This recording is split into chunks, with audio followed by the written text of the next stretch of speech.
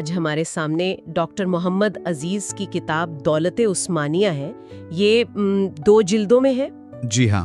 اور یہ سلطنت عثمانیہ کی تقریباً 600 سالہ تاریخ اس کا احاطہ کرتی ہیں. تو آج ہم کوشش کریں گے کہ اس وسیع تاریخ کے جو اہم نکات ہیں نا ان کو سمجھیں. بالکل. اور دیکھیں یہ کتابیں دارالمصنفین شبلی اکیڈمی سے شائع ہوئی ہیں جو خود ایک معتبر ادارہ ہے. جی.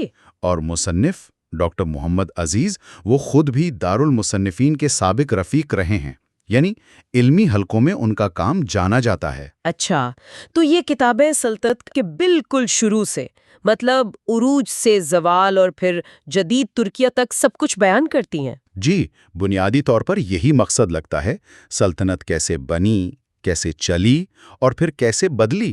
ٹھیک ہے، تو آئیے ذرا دیکھتے ہیں پہلی جلد کہاں سے شروع ہوتی ہے. عثمان اول سے؟ جی، عثمان اول یعنی تقریباً 687 ہجری یا آپ کہہ لیں 1288 عیسوی. وہاں سے شروع ہو کر یہ سلطان مصطفیٰ رابع تک جاتی ہے. مصطفیٰ رابع وہ تو 1808 تک آ جاتا ہے. بالکل، 1223 ہجری یعنی 1808 عیسوی. تو یہ خود ہی کوئی 500 سال سے زیادہ کا عرصہ بنتا ہے. یہ تو بہت ہی لمبا عرصہ ہے. اچھا، اس میں مصنف کن چیزوں پر زیادہ فوکس کرتے ہیں؟ کیا صرف جنگیں اور فتوحات یا کچھ اور بھی؟ دیکھیں، ظاہر ہے ابتدائی دور میں فتوحات اور سلطنت کی توسیع کا ذکر تو لازمی ہوگا. جی.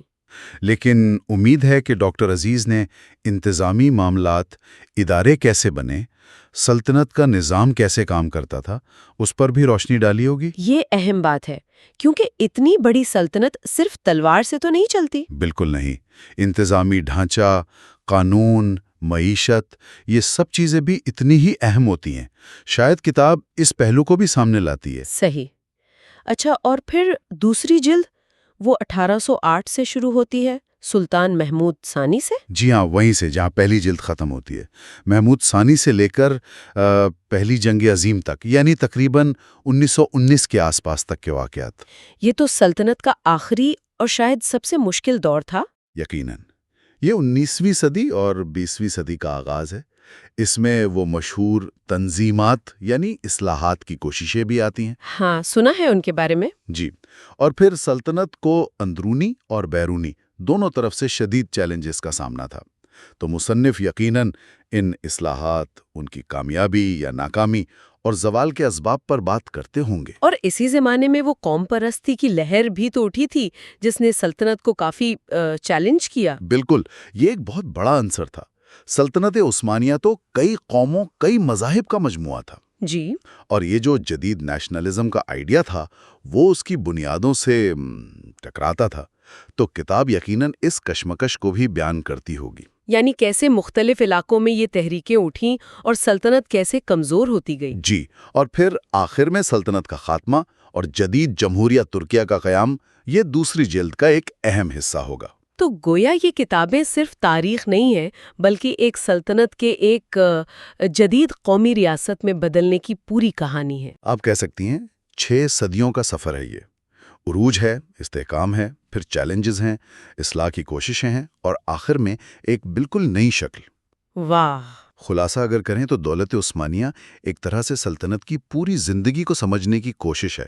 اس کی طاقت کیا تھی، کمزوریاں کہاں آئیں اور وہ کون سی بڑی تاریخی لہریں تھیں جنہوں نے اس کی تقدیر لکھی. تو یہ ان لوگوں کے لیے بہت مفید ہو سکتی ہیں جو صرف واقعات نہیں جاننا چاہتے بلکہ تاریخ کے عمل کو سمجھنا چاہتے ہیں. بالکل. یہ صرف ماضی کا قصہ نہیں ہے. اس سے ہمیں یہ سمجھنے میں مدد ملتی ہے کہ آج کی دنیا، خاص طور پر یہ جو ہمارا خطہ ہے مشرق وسطیٰ، بلکان، یہ کیسے بنا. صحیح کہا. اور یہاں ایک سوال ذہن میں آتا ہے جس پر شاید مزید سوچا جا سکتا ہے.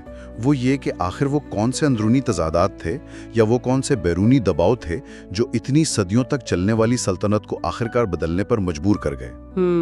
کیا جواب صرف حکمرانوں کی پالیسیوں میں ہے یا پھر معاشرے کے اندر، معیشت کے اندر زیادہ گہری تبدیلیاں ہو رہی تھیں جنہیں ہم اکثر نظر انداز کر دیتے ہیں؟ یہ ایک نقطہ ہے جو ان کتابوں کو پڑھ کر شاید مزید واضح ہو.